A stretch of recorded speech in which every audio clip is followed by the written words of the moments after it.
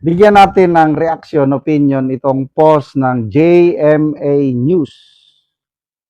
Pangulong Bongbong Marcos humingi sa Czech Republic ng dagdag na impormasyon patungkol kay Saldico, ngunit hindi napagbigyan dahil sa kanilang sinusunod na European and international laws ayon sa Malacanang.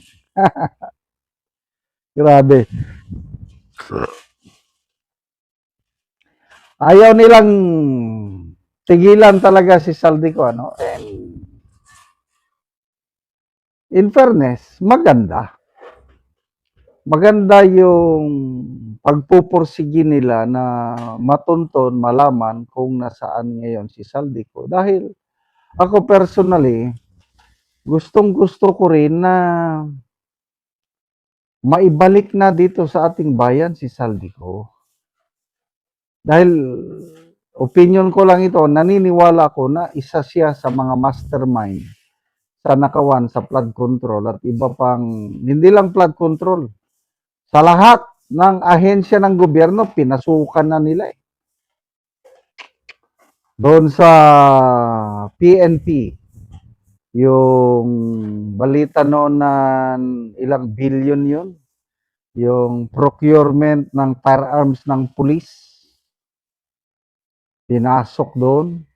Mabuti na lang at may prinsipyo si General Torre, hindi niya pinirmahan.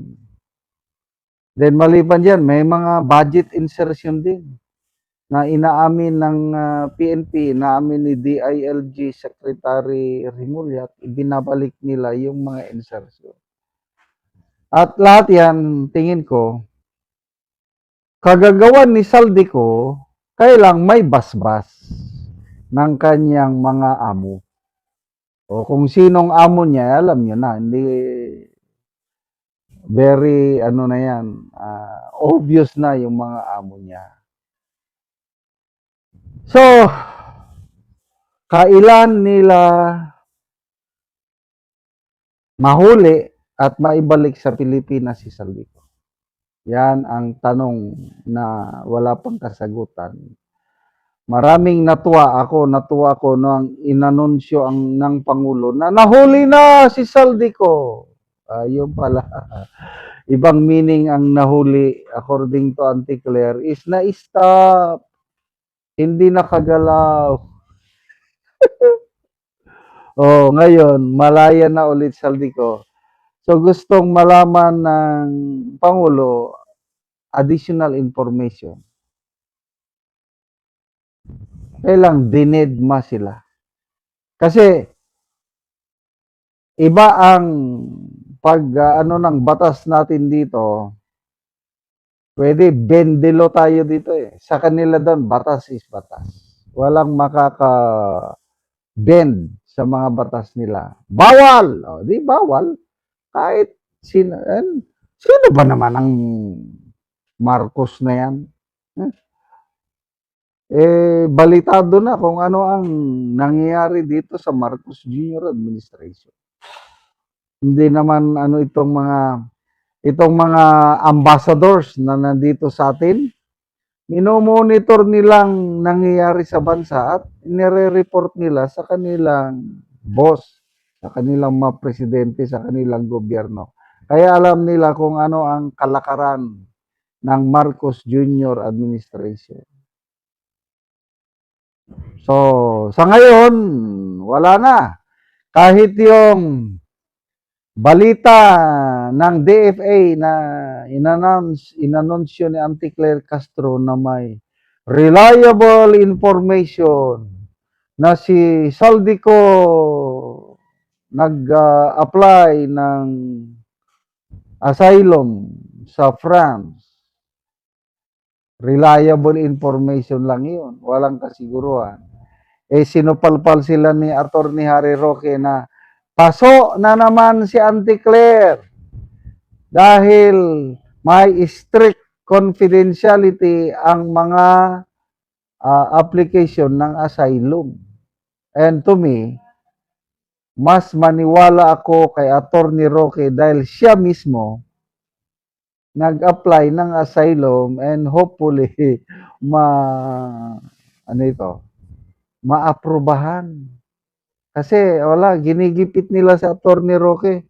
Kailan ba yon? April 27, sinampahan na naman siya ng patong-patong na kaso, BIR ang nagsampa, tax evasion, kung ano pa. Grabe. Pag magsalita ka laban sa administrasyong ito, talagang may kapupuntan ka. Oh, yung kay ex-congressman Mike Defensor, nagsasalita laban sa gobyerno. Yun, dinamay ang kanyang asawa at mga anak. May ni-raid na bar. Pag-ari daw ng pamilya ni Congressman Defensor. Ano pa? So, grabe talaga. But laban lang tayo. Kaso kung kaso, si General General Romeo B. Puques, I believe ongoing na yung trial niya. Congressman Kiko Barsaga, sinampahan ng patong-patong na 8 counts of libel. Congressman Libiste, tinerminate yung kontrata. Marami. But sige lang, may hangganan din sila. They will not stay in power forever dahil hanggang 2028 lang sila. Ano ngayon after 2028? Sino ang front runner? Ang ating VP Sara Duterte. Sino ang panlaban nila?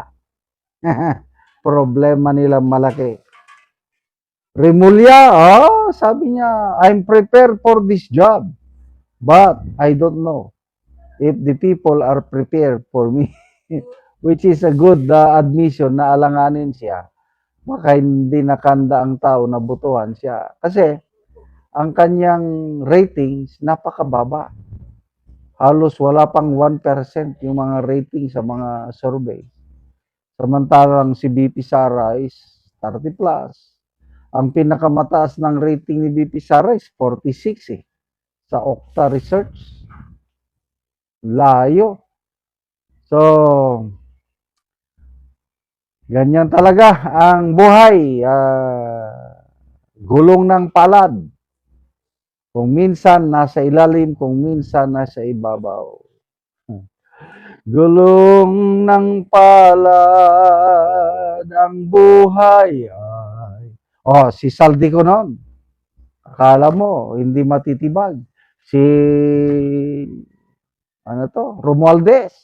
Ngayon, may freeze order na. Baka mamaya, isuha na rin siya ng warrant of arrest. Kaya, sana magkakaroon na tayo ng hustisya. Yung ninakaw nila na pera natin, nilostay, pagdusahan nila, makukulong sila. Malapit na. Salamat mga kaibigan sa inyong pagsubaybay sa channel na ito.